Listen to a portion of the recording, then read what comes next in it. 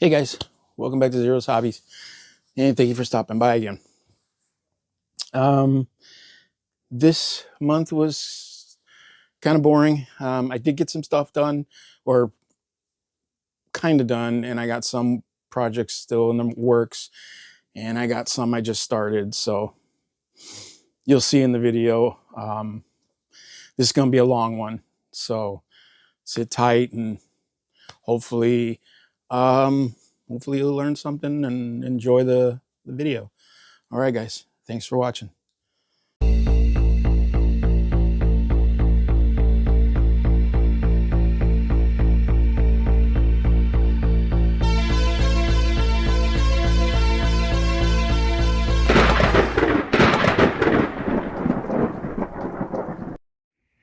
All right, so this is the Batmobile base. I used, again, the AK Interactive light and dry crackle effect. I'm gonna paint over it once it's dry, but I laid it on thicker this time. It actually spilled a little bit, but that's okay, just scrape that off. And I got some skulls on there, really small, but hopefully I'll get a better result with the cracking, because there's, it's uneven. I laid it down thicker. We'll see. Give it a day or two to dry, and we'll see. Sit tight. All right, so the base dried, and you can see the crackle effect, but I'm wondering if it's because it's on the cork that it just doesn't look right to me. I don't know, it's just something about it. Like, the cracks are really tiny, and the camera's picking it up really good because the camera's easy, but when you turn it, you see there's no real definition of the cracks. So I know that once I paint over this, we're gonna lose a lot of those cracks. Like, it's just gonna, you know what I mean, it's gonna be covered by paint. So I did a second base, which was one of the buggy bases. Now this one I used Art Coat, Citadel's Art Coat, that gloss coat underneath. Like I did everywhere I painted the gloss coat, I painted the crackle, and I got the same effect. So it might not necessarily be the cork as much as it is the crackle paint itself. So what I'm gonna do is I painted this base, this little 25mm. All right, I smeared it with Citadel's Technical Paint Martian Iron Earth, and I'm gonna be doing this base. I painted them both brown underneath, just to, because they say it's better to just paint the base and then have some, so the way the crackle goes through. So then I'm gonna use the AK Interactive light dry crackle effect paint. I'm going to use it on this base with nothing underneath, just the base, and paint, and see which one has a better crackle effect. And then I'll know that moving forward what I prefer and what I don't prefer. So let me paint this up real quick, and then I'll come right back. All right, we're back. So I just gooped on a bunch of this stuff. There's a little dribble there. So you've got the Martian Iron Earth, and then you've got the crackle effect from AK Interactive. I didn't paint these on, I said it earlier, but you're actually using a sculpting tool. You just scoop it up, slap it on there, and spread it around. You can use the other side, like this one comes with two sides, a thin and a broad, and you can basically slather it on with the broad and then use this to move it around. If you've got a miniature on there, you can use it to move around the feet and stuff like that, so you're not just splatting it everywhere. This is from Games Workshop, I want to say. Yeah, I think this is the Games. Yeah, this is the Games Workshop one. It came with another tool. I don't know what I did with it, but you can use any type of like sculpting tool. You know what I mean? I want to say this might be Games Workshop too. I think. I don't know. This is a steel one. I'm not really impressed with this one. It does have some. You've got the knife, so you can kind of sculpt and move like green stuff and things like that. It's not really great for this stuff per se, but you do have the little end that's curved. So again, this is mainly for green stuff, so you can smooth it out. You wet the thing and use this to smooth it out, but you could still use this to move it around if you needed to. But there you go. All right, we'll let this stuff dry, and then I'll get back to you. Okay, so here is the result of the crackle paint from AK Interactive. Now, I painted this with different, like, you know, it was all like bumpy and sloppy. I didn't smooth it out or anything like that. I just put it on there. Now, up close, it's got an interesting crack pattern, right? Like almost as if something impacted that and then like spread outward, right? Like it just has that like superhero landing look. Now, when I look at it like this, no texture, no nothing. It's just flat, right? So let's see. Okay, it looks like the brown paint helped. It's not flaking off or anything like that, which is good. I mean, let's see. Let's see if I can do this one-handed.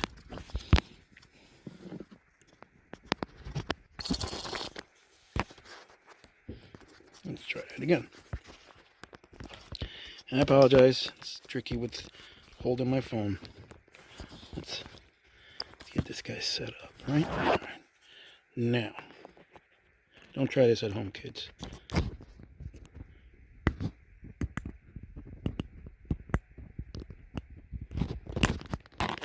Okay. You can get it to flake off, which is cool. That's pretty cool because you want, you know, in case you want uneven, you know, patches. I don't like the pattern. Look at how small these cracks are. Like I said, when you paint this, all this is gonna fill in, you know, and because it's so flat, it's gonna fill in super easy. But we're gonna try. I will show you this after I put some wash on, and then I'm gonna try and dry. I'm just gonna put wash on this and then dry brush it back up and see how it looks. Now, here is the Citadel Martian Iron Earth. Now you can see the textures are completely different, right? Like where I laid it smooth or thin, it's flat. It's got, you know, it's got like some texture there, but it's pretty much like where the high ridges were when I laid it down. You can still see it has some of the ridges. That's where it cracked better. It was like better cracking, and you still have some little texture there, which is cool. But the difference in volume makes it look a lot, I don't know, to me, more natural. I mean, I don't know, I guess you could say this is like the Utah salt flats, sorry. And it does have some, yeah, there is some raised right there, now that I look at it in a different light. But it looks so flat though, man. Now this is very textured, so this looks more alien, but the cracks are much bigger. And this is a 32 mil base, and this is a 25 mil base. Now let's try the same thing. Let's see if I can do this again. One-handed, maybe. Yeah, let's do it this way. Don't try this at home, kids.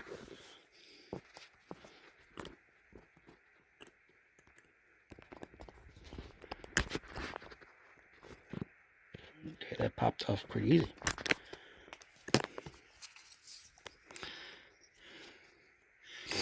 So it came off pretty easy. It did take a little paint with it. No, it didn't. That's the brown paint right there. Okay. So again, you can do some nice uneven textures, but I like how bumpy the cracks are. This looks like, yes, I can put wash on it. It's gonna seep in, and then I can dry brush it. And all these little raised ridges on these cracks, I don't know if you guys can see them, and I apologize for it being like fuzzy, but all those little raised ridges where you see the light, that's going to pick up on the dry brushing. Like that's where the dry brushing, that's where this shines, because it's going to give you the opportunity to show all those details with highlighting. I'm not sure about this one because the texture is so flat, like this here, this bump, this bump, this bump, this little groove in here, that may come up in the dry brushing, but all this other stuff is so flat that it's just going to get painted over, I think. But we'll see. I'm going to put wash on both. Okay? We're going to get wash on both of these bases. And then and then we'll see what hang on, sorry, we'll see what the results look like. You know what I mean? And we can judge for ourselves what it's like. But so far, see, this is just on a flat surface, and this is on a textured surface. You see the difference, like how bubbly that is, how rounded and all. It doesn't look like it's gonna lend itself well to dry brushing. We're gonna try though. But yeah, I mean, there's 3 different things, 2 different base textures. Come on, man. But yeah, that's what we're looking at. So right now, as far as I'm concerned, and I'm gonna hold my full judgment until after, but I'm leaning towards the Games Workshop texture paint, and their Grelin Earth and their other ones that are like this are pretty much the same thing. They give you a nice crack and a nice up and down texture. Like there's levels to the texture. It's not just, you know, smooth paint. And like I said, you guys saw I globbed that on both of them. I globbed it on both of them. I didn't do anything special to either one because I just wanted to see it for myself, because while that bottle is like $11 and it seems like a great deal, you know what I mean? It does seem like a really good deal considering the Citadel version is like $10 to $12. Okay, this is a lot more paint you're getting for the money, but it's not always quantity over quality, right? Like, and sometimes, depending on what you're trying to do, you pay the little extra for what you know is going to be a good deal. So right now, and I've used this quite a bit now, but I've used this a lot, and I can tell you that I'm leaning towards this. But we're gonna see. We're gonna, like I said, we're gonna wash both of them, and then we're gonna dry brush them back up and see how it works. And I'll probably use Agrax or Shade. And I know they're different colors and whatever. That's not going to matter because the wash is going to be consistent, you know, on both, and the dry brush will be consistent on both. The only difference is the crackle medium. So we'll see. But there you go. That's just my thoughts. Like I said, I bought it and I wanted to try it, and I tried it. I'm not really happy with it right now, but I'm giving it the opportunity because it might do better on plastic bases than it does on cork. So we'll see. We'll see what the end result shows, and we'll go from there. All right, sit tight. All right, so I decided that I'm going to try my Oopsie mix of Agrax Earthshade and Racklenfire Shade. Mainly because there's a lot of it, and I don't have a lot of Agrax left, unfortunately. Wait a minute. Before I do that,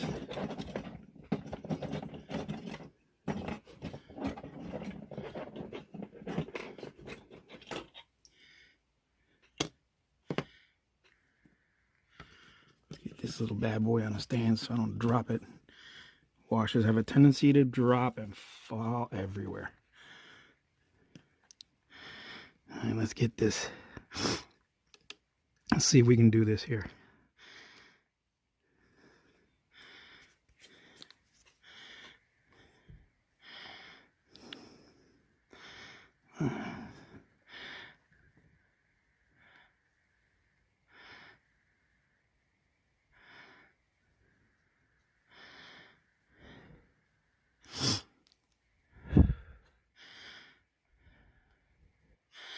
I don't want it to pool, so I'm just going to pull some of this off. There we go. Not too bad. All right. Now let's get the second one.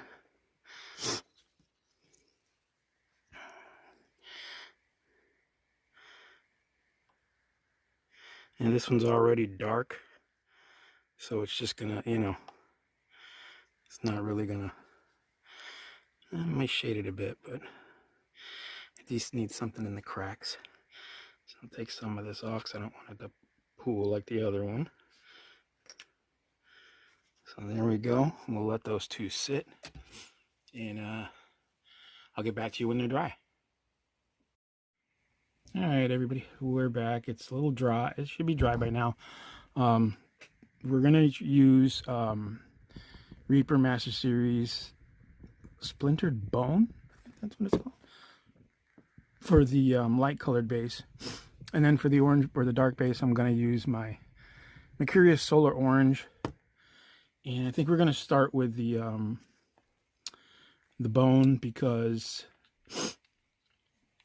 once I put the orange on that brush, it'll be stuck on there, or harder to remove, you know what I mean, from the brush. So better off using the light color first. Sorry, I'm just picking the gunk out of the tip. Hopefully we get some paint out of these.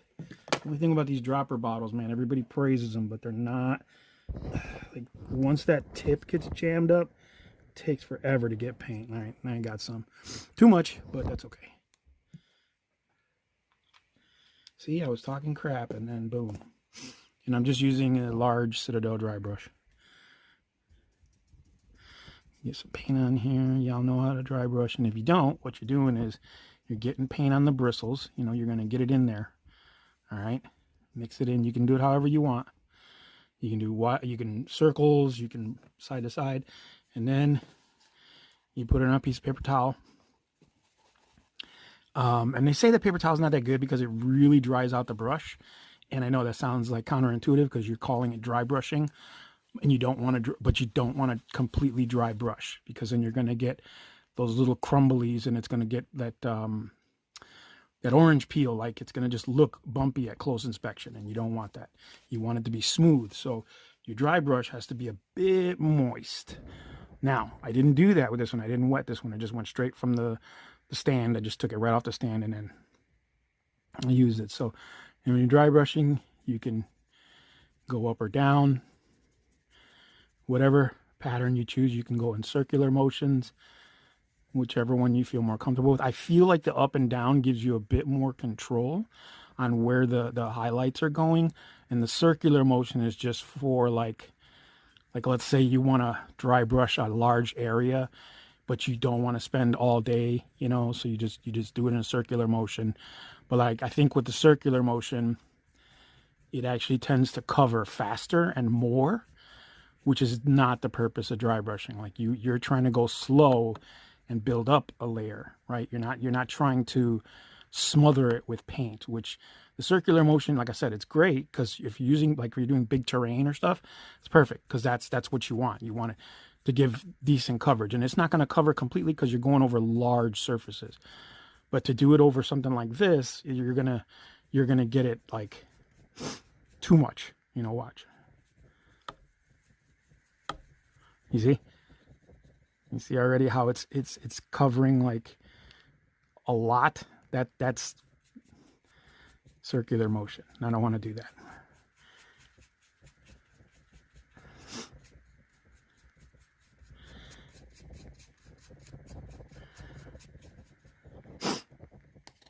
Another thing, common misconception. Now, this is just painter's opinion, right? And I've met other painters that do it too.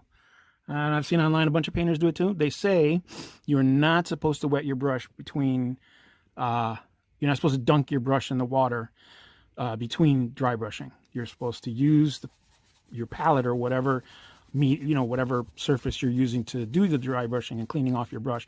And that's how you clean your brush. Now, when you're completely done painting, you know, obviously you can wet it, you can use soap, you can clean your brush properly, you know, whatever method you use to clean. But so you just keep brushing, because that stuff's going to come right off. You know, like I said, the hardest one to do is the orange and the reds, because they're so condensed, like so opaque, and the pigment is so strong. You see, and you're getting it off little by little. Takes a little time, but it'll come off. You know, you can feel it being like grainy on the brush. You know, now some people use a little sponge, or, you know, something like a little foam, like a piece of foam insert from like the the figure cases and stuff like that, just a little damp, and so you can just get this a little damp in between dry brushing. So like, let's say, you know, it's completely dry and I've gone through so many paints.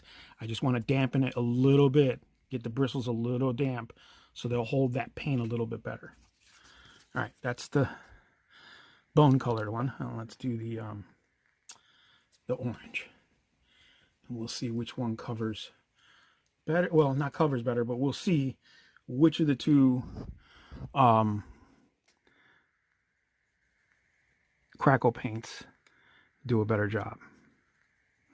We're just getting paint on the bristle. Close that up because I don't need it.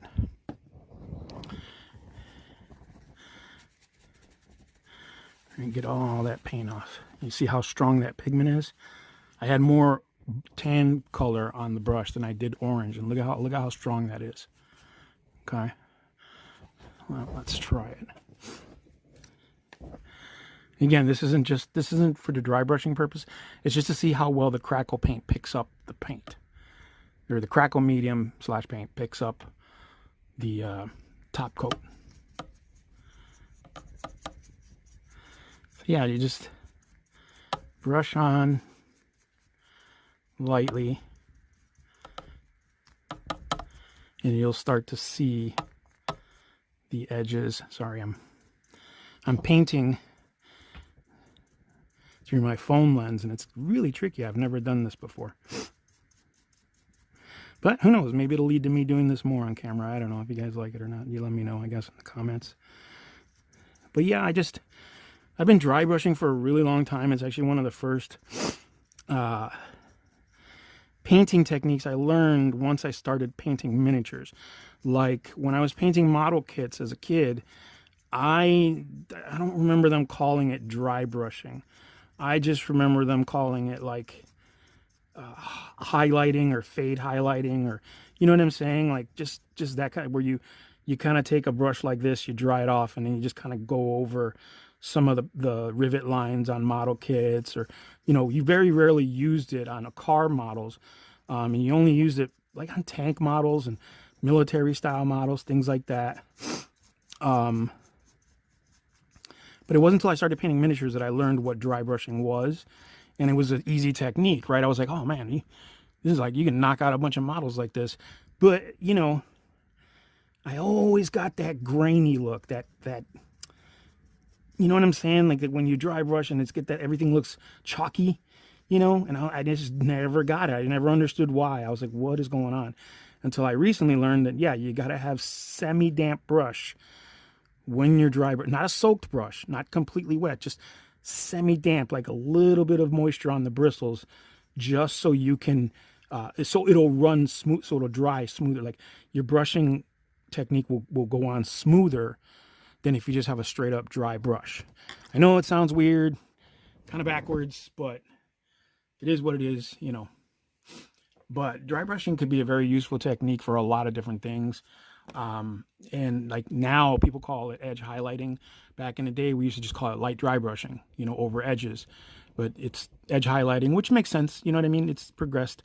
But yeah, like I said, that's what it was. You know, it took me a long time, and I know it sounds weird, but it took me a long time to learn other techniques, you know, like feathering and blending. And I don't even do those very well. I'm really bad at that stuff.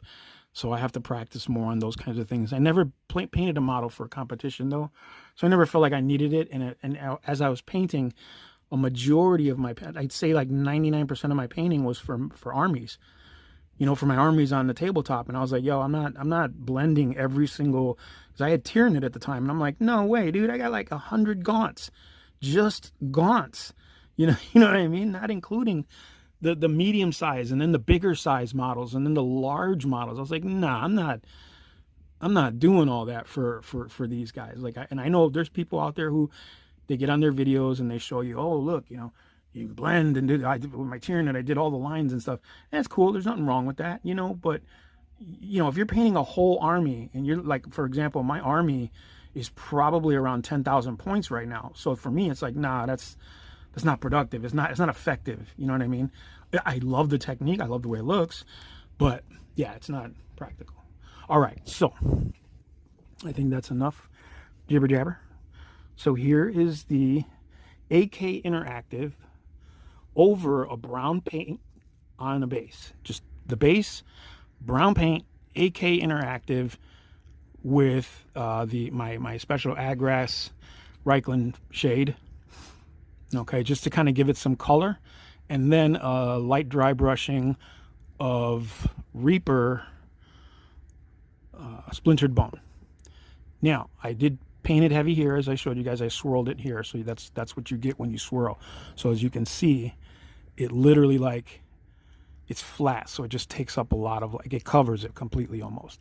So it almost goes back to what its original color was. Whereas here, just the light feathering or light dry brushing gave it a little bit, so it kind of picked up some of the paint on the edges, as you can see. Obviously, the little bumps got picked up, which is normal for dry brush. But here's a good example, right? You see the crack? You see the edges of the crack? That's what I wanted, right? Like, you see how light it is around the edges? I don't know if you guys can see it, but it's there. You know, see, towards the edges, it left it a little darker. I didn't brush as hard as I probably did here. All right. So this is a base with brown paint, Citadel's Martian Iron Earth, dry brushed with Mercurius Solar Brown, or Solar Orange. It's probably not the best choice. I probably should have went lighter. But as you can see, with these cracks and with these chunks, they pick up the dry brush really well, right? So some of the flat areas, like obviously the middle got hit a lot because I was going back and forth constantly. But you can see even the crack, like how it picked up on the edges of the chunks, which is what you want. You want to see those chunks, right? What's the point of putting them on there if you can't see them? Now, this isn't terrible now. Okay, this is not, it's not as bad as I thought it was going to be, but you definitely have to be careful with dry brushing on this. You have to be very, very careful how you dry brush it, right? Go against those grains as much as you can. You know, unfortunately, like this pattern just came out the way it did, but whatever. As you can see though, the cracks, they're all flat, all of them. All the cracks are flat except for those little lumps, whatever the hell that was. But they're all flat and smooth still. Okay, like look, you can barely hear it, whereas here you can hear it a lot. Okay, these cracks are definitely more noticeable. You can feel them. Okay, when I rub my finger across, I can feel the divots, the raises, and the cracks themselves. Whereas if I do this, I can barely feel the cracks, barely. And I got a pretty good sense of touch. My brushes are obviously better at it, but like I said, this is the end result. Personally, I see use of this in certain situations, and the cracks are more defined than they are on the buggy bases. Okay, way more defined on that base because there's nothing underneath it, right? You can see these, but they're so smooth. They're so smooth, like the whole, all the way across, it's so smooth. Like I said, any layer of paint is going to cover that up completely. And here you can see the definition. Now, if I keep going with the orange, or let's say I go with a lighter color, you're going to see it even more. Matter of fact, let's try this out. Let's see. We have any paint left? No. We're going to try a little something.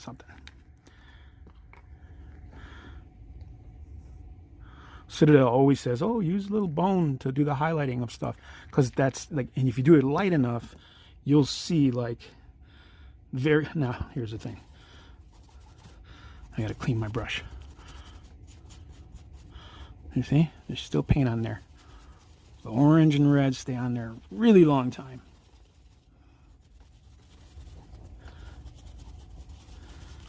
All right, let's try it like that. Did I just, yeah, I just did that. Sorry. I apologize, guys. Let's try it again.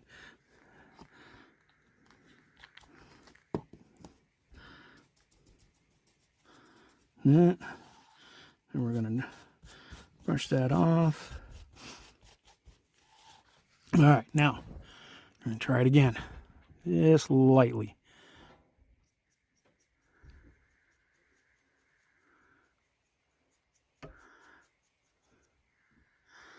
All right. So even more defined. I don't like it. I don't like the color on it. Like I could have went with a brighter orange or even a yellow, but that's whatever. I just wanted to show you guys my point. You see now those cracks are way more defined. And I can keep going, right? I can just keep going till I get tired or till I run out of paint. The more I go, the lighter it gets. You see? Now you're not going to see that orange as much. You're going to see the bone color. See? And then if I even in circles, it'll get even more. Now I'm starting to blend it. I don't want to do that. There you go.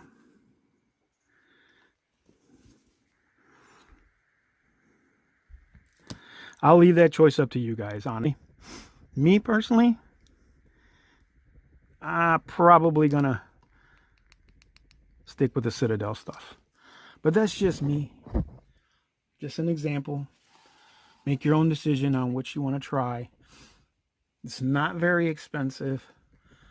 It's about as expensive as a technical paint from Citadel, which is interesting because you get so much. There's so much volume in here, but it's so runny and so thin compared to the other stuff that I don't know if the quality is all there per se. That's just my opinion, but you know, you guys tell me what you think, and you know, if you've used them both in the comments, let me know.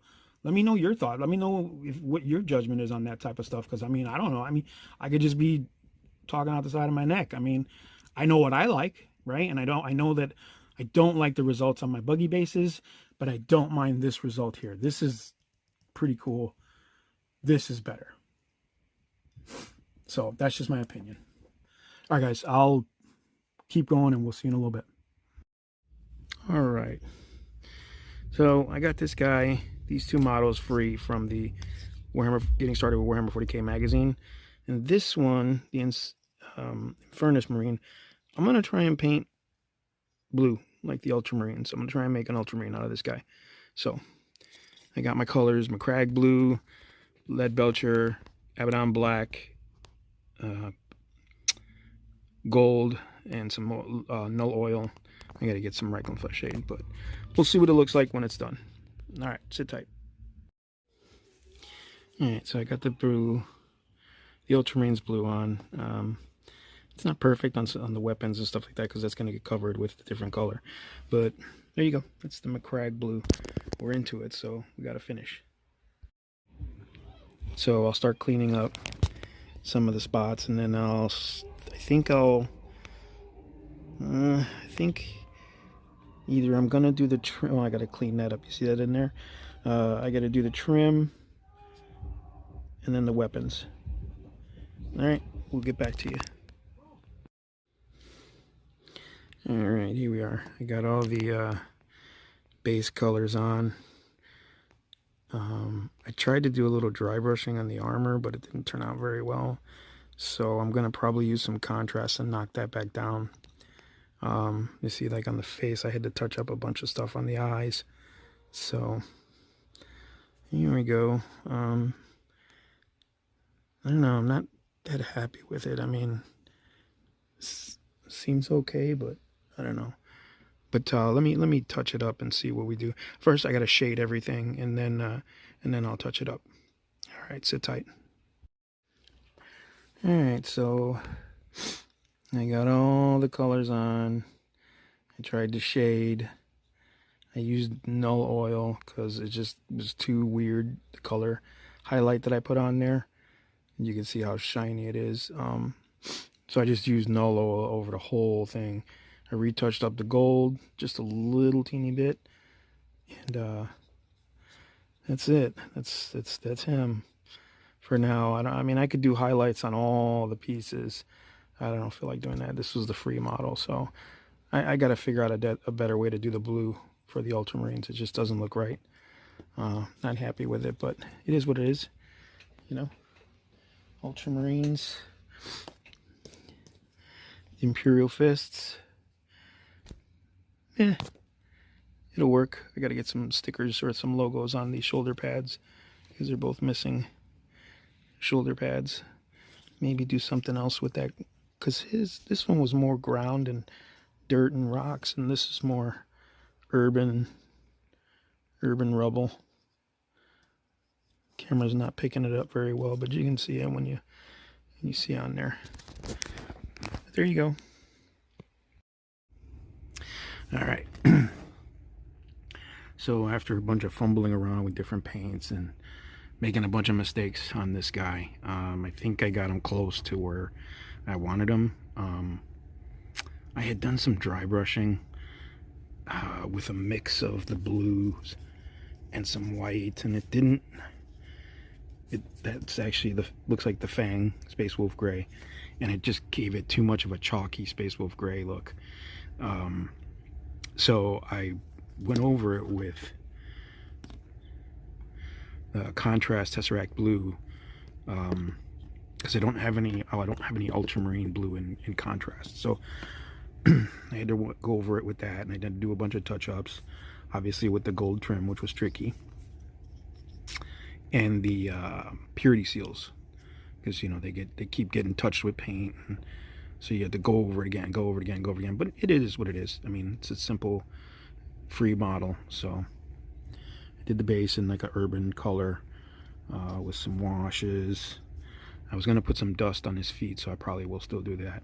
And I still have to put a logo on his arm.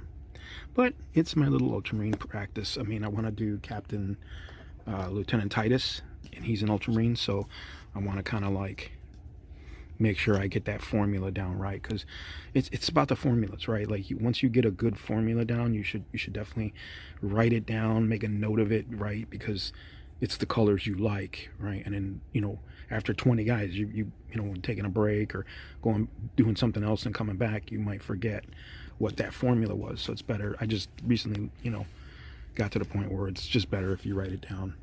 I also painted the Termagant that came with him, close to my color scheme for my Tyranid army. So they're primarily black with grayish and white carapace, and then white scything talons. Their main weapons are white with a little bit of like light blue, ice blue, for the, like you see his tongue is ice blue, his all the tubing, all the internal tubing is like light blue. So they got that blue blood. Did his base too. This is just, I just did him real quick, real simple. Used some skeleton horde on the teeth.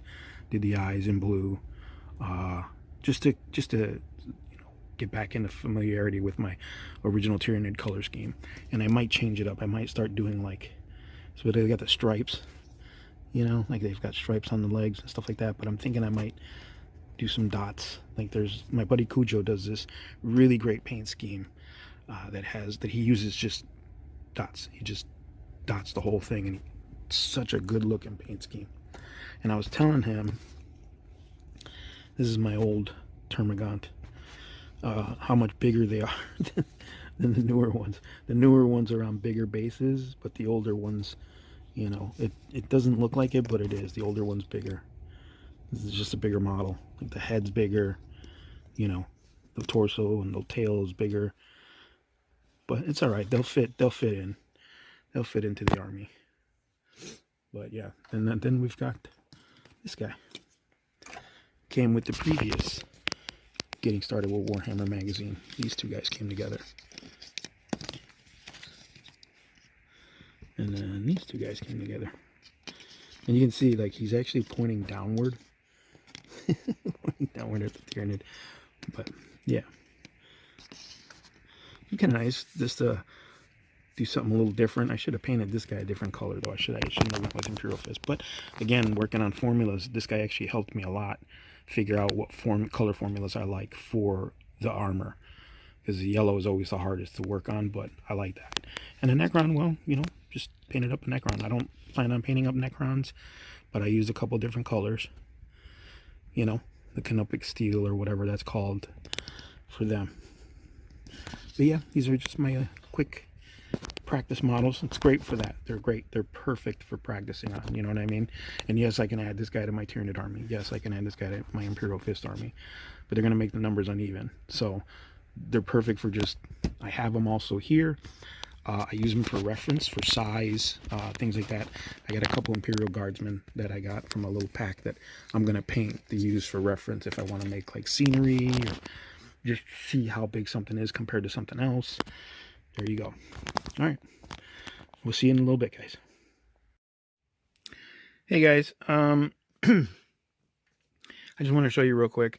I bought this Pro Acryl black wash. Somebody recommended it to me, and it looked really good on camera when they were filming and using it on some scenery.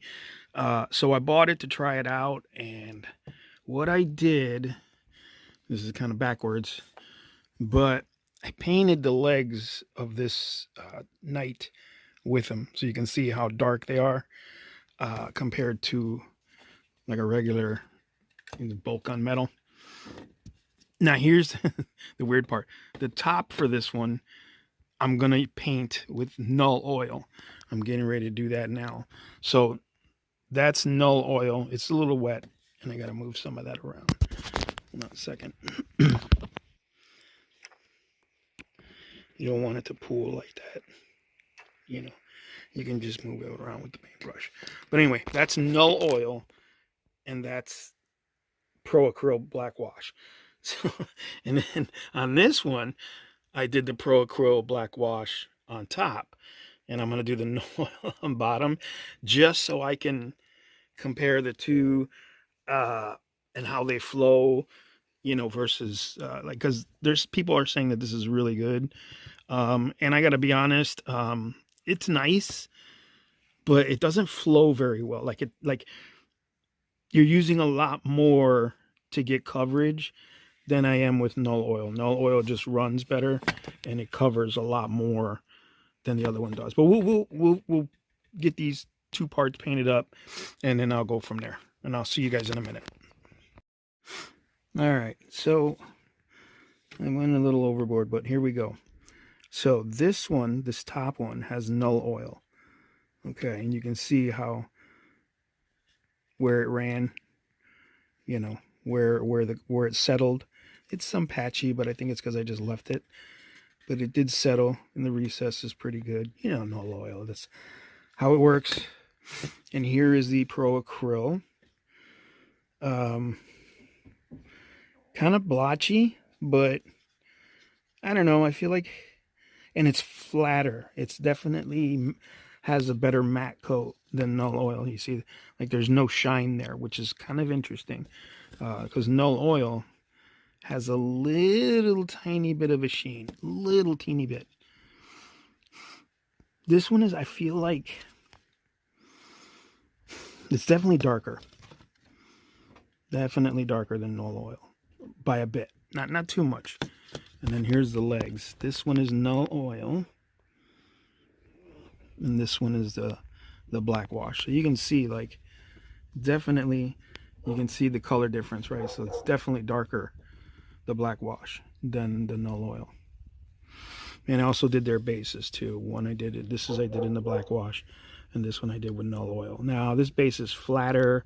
It has less rocks and bumpies, whereas this one has a ton of rocks and bumpies, so it's really hard to like. I'm gonna be painting over this stuff anyway, so, and putting another coat of oil, wash on. I just wanted to see how they looked over these, over the things, back on there. They have these legs magnetized, but they're not even. It's not very good. So I might just glue them. But yeah, you can see, you see something.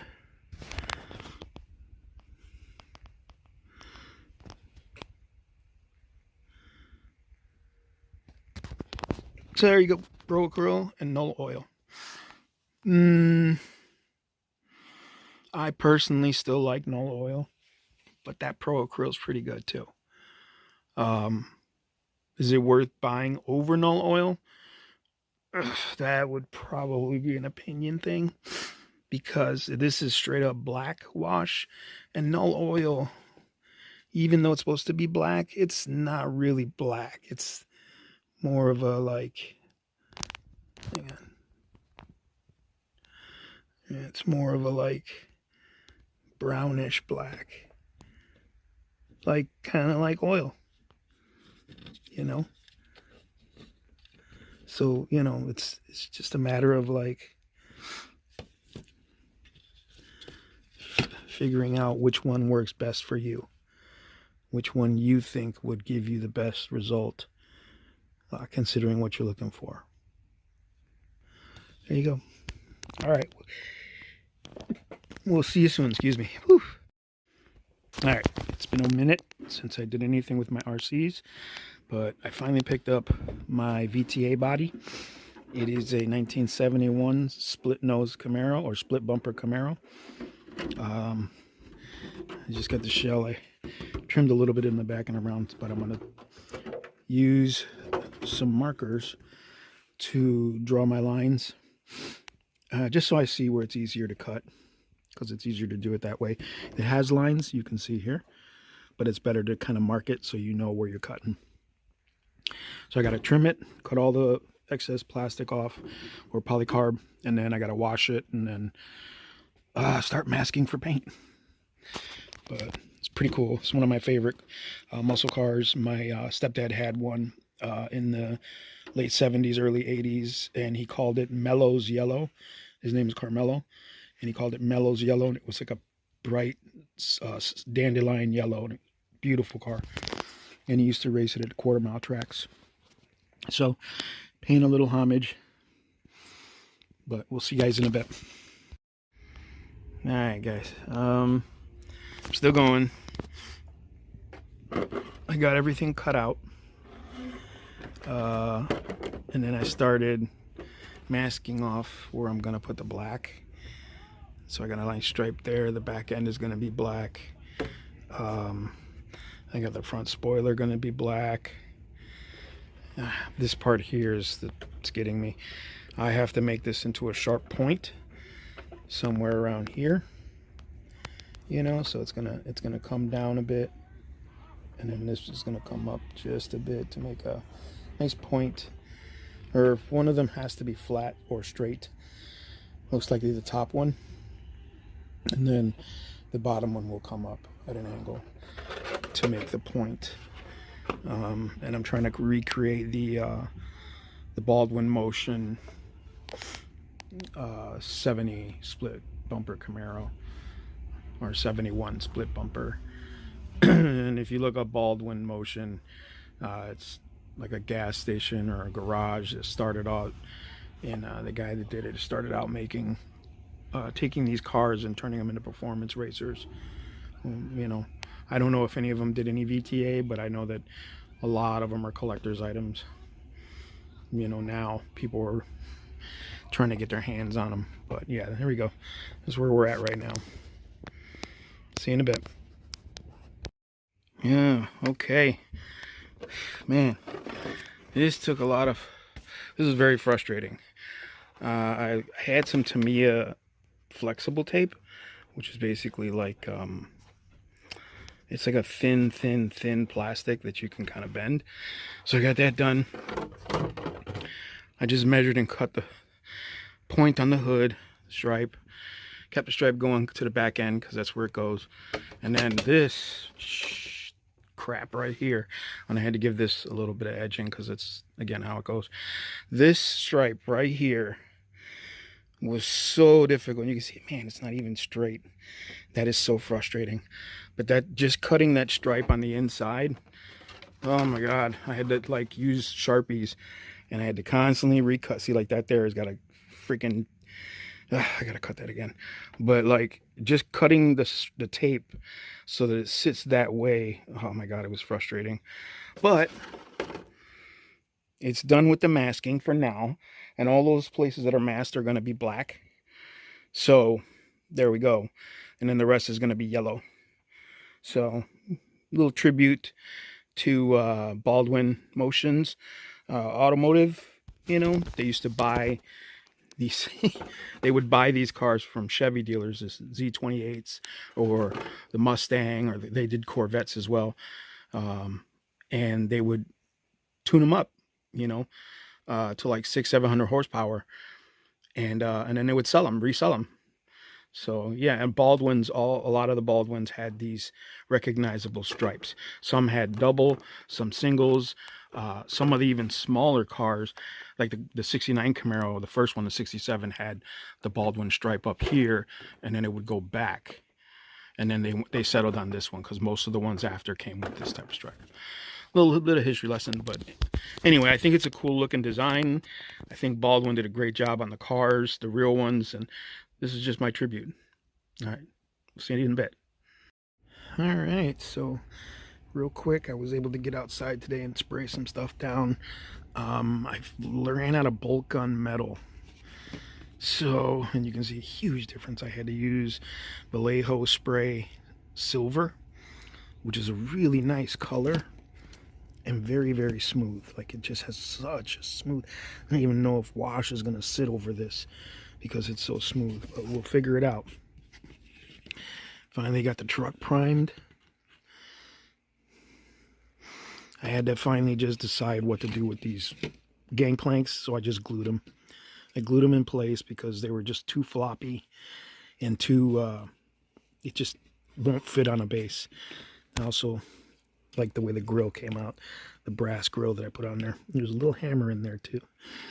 And then the last buggy, which I had to paint over the orcs because they were just part of it, but it's fine. It's whatever. I can always reprime it and paint it. I also got a chance to paint or prime the two bases with Xandri dust. And this one's coming up. You see that? Either it came up and I never noticed it, but it came up. It looks like it was part of the curl. This one seems fine. Maybe because it's heavier, I don't know.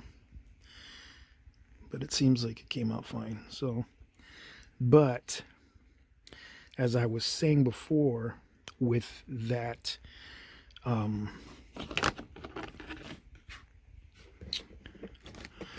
with this stuff, the AK Interactive crackle effect. Everywhere there's crackle on there, you see? It's all bubbled up. It's like all smooth now because the primer filled it up. So not much of an effect on that one. This one has some of it. You can see some of the cracks still. See if it focus. Like I said, you can see some of them. But yeah, the primer filled a lot of it up. Which kind of sucks because you want it to work. And then I did the little Gabo base. This is the one I did with the Games Workshop, Martian Iron Earth. And you can see that the flakes are still there, the cracks are still there, you know, which is why I said, like, this stuff doesn't take very well to the primer, you know, and I don't spray very heavy. I just spray enough to cover, you know, because got to get those paints on there, you know what I mean? But yeah, there you go. I got a bunch more stuff done. I got a bunch of scenery done. My Mechanica scenery, I got sprayed silver. So there was a lot of little bits and stuff that I was able to get. Some stuff I forgot, but it is what it is. You know, you got to catch warm weather when you can. All right, we'll see you soon. Hey guys, so I just wanted to show you this real quick. So I'm gonna try an experiment. I bought this paper on eBay years ago, and I bought it because it was made for dioramas. This was designed for, like, geez, I can't remember the scale. Dang it, I want to say 1/32 scale, but you could use it for whatever. It's basically like cobblestone or brickstone streets with some mold. It's got a bunch of different colors in it, beautiful colors, and it's textured. I don't know if you can see it, but it's textured. So here's the back of it. So you see it's got some texture in it. So what I thought was, wouldn't this be a cool way to base minis? Right? So, like, I'm going to glue this on. Okay, we're going to use some Elmer's glue and see how that works. I'll keep some stuff pressed on it because it's kind of papery, so I'm pretty sure it'll fold. And I've got a bunch of different bases here we're going to try. We're going to try some of these ones I'm willing to get rid of. I don't like using bases I'm going to use for future projects. But we're going to try some of these bases. and I've already cut out the base shapes, and then I'm going to just glue them on, and then I'll trim I will trim the excess after. But I just figured, let's say you're making bases for Dungeons and Dragons, right? This is perfect for that. Or bolt action. Let's say you want to do some bolt action miniatures, or some World War II miniatures, things like that. Hell, you could even do historical, you know what I mean? And this is a very simple way to get a textured base, you know, and it's close up. It's got, you see, it's got like all pockmarked, you know, because it's just bumpy, but the pattern gives it, you know, an optical illusion. You know what I mean? And it's just, for those of you who don't like creating bases or painting bases, boom, glue that on there and you're done. And this thing was no more than like, I think it came in like a 5-pack for like $8 or something. It was really ridiculously cheap. I thought it was going to be way more expensive. And it's not just thin paper. It is cardstock. So it's not like the cheapest stuff. Granted, it's not the best. I mean, if it was plastic card, it'd be even cooler. But I think it will work. And we're going to try it out. We're going to see how it goes. I'll glue all these down. I'll let them dry, and then we'll trim it, and then I'll revisit, and I'll let you guys know how it goes. All right, see you in a bit. All right, so I left this overnight to kind of like let that Elmer's glue dry. Not that it needed overnight, but then I had a piece of cardboard stuck on top, so I wanted to see how well it would glue down. Focus. Seems pretty good. It's on there pretty good. So what I'll do next is I'll trim the fat. And then we'll see what you think from there. All right, sit tight. Okay, so here we go. I trim the bases with my X-Acto. Just turn them upside down and trim around the edge. The only ones I had any kind of problem with are these 32 millimeters. I kept scraping plastic off the base because you have to get real close for these. But that's okay. I mean, this is just test basing anyway. So I have two types of square bases. I have the standard flat solid square base, and then I used a slotted square base. Now, this one unfortunately has a tiny little rim, and this didn't glue very well to it. You can see like it sinks a bit, right? You see, it sunk a little bit. So I could peel this off, you see. So let's not do that with these kinds of bases. But that's okay, we'll work with it. And then obviously these two round bases. They could be slotted, but they're not. I didn't bother with it.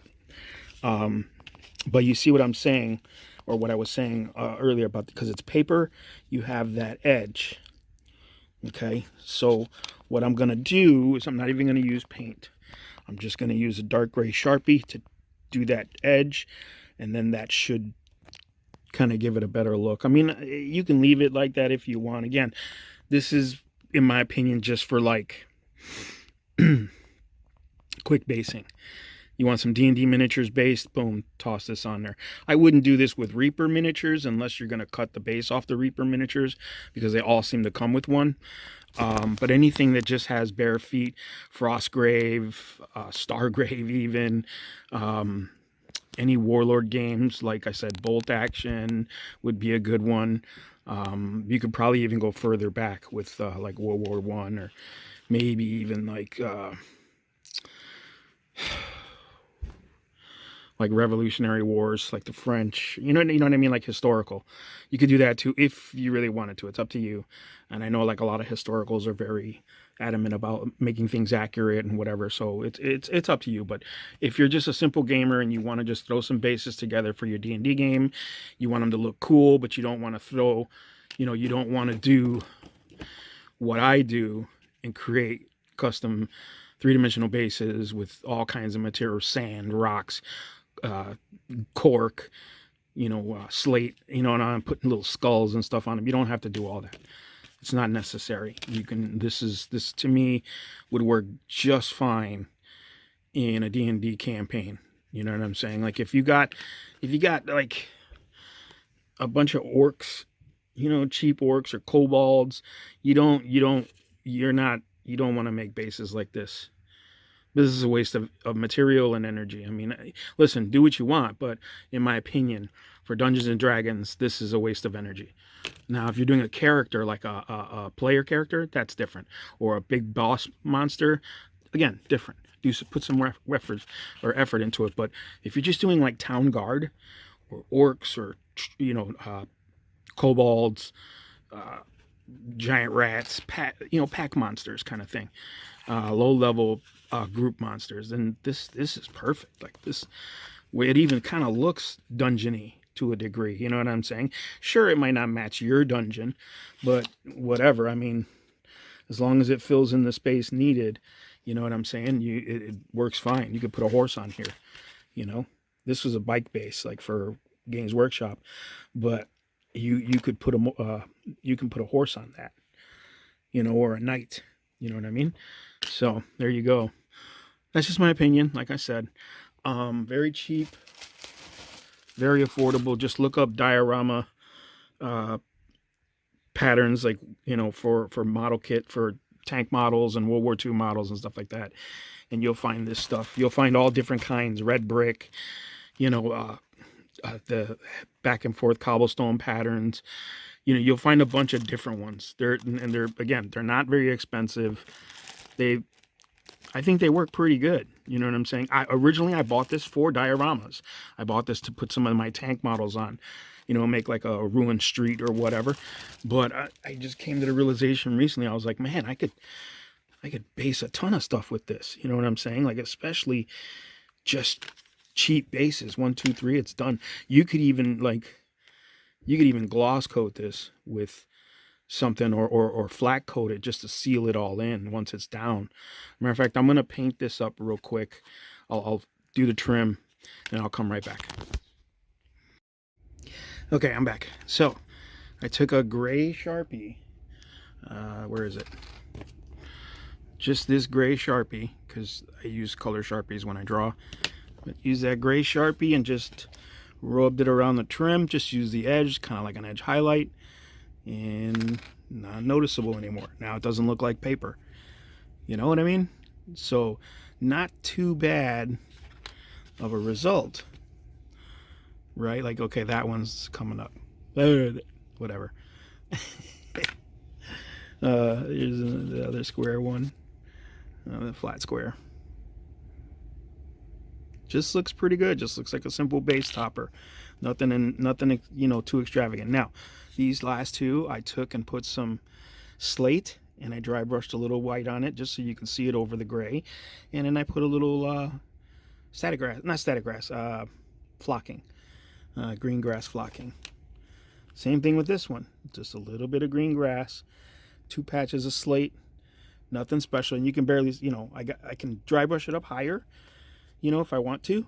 I wouldn't give this base a wash, so be sure you're gonna, be sure what you're gonna do when you put these together and what you really want on top of them, because a wash will probably seep into the cardstock, and you're not gonna get the results you're looking for, because they aren't bricks. These aren't bubble shaped bricks or textured shaped bricks. It's just, you can see, look, if I turn it sideways, it's just a textured base, like a paper. It's just, it's got a pattern drawn on it and colored like bricks, but it's not. It's just textured bubble paper.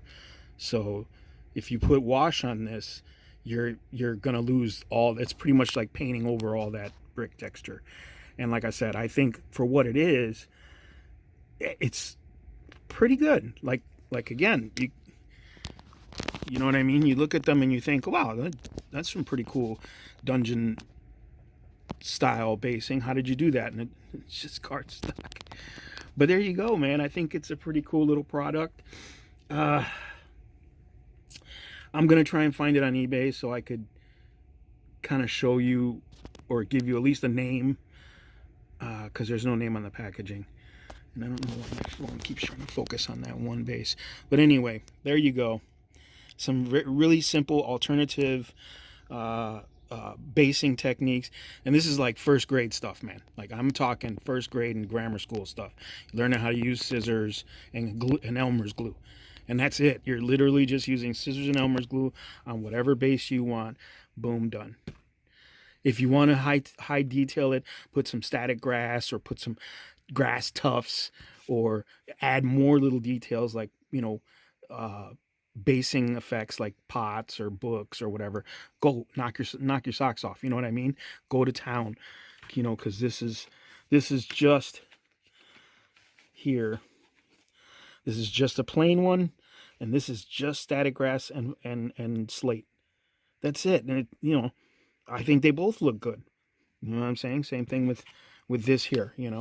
Static grass and slate and plain, and I think they look perfect.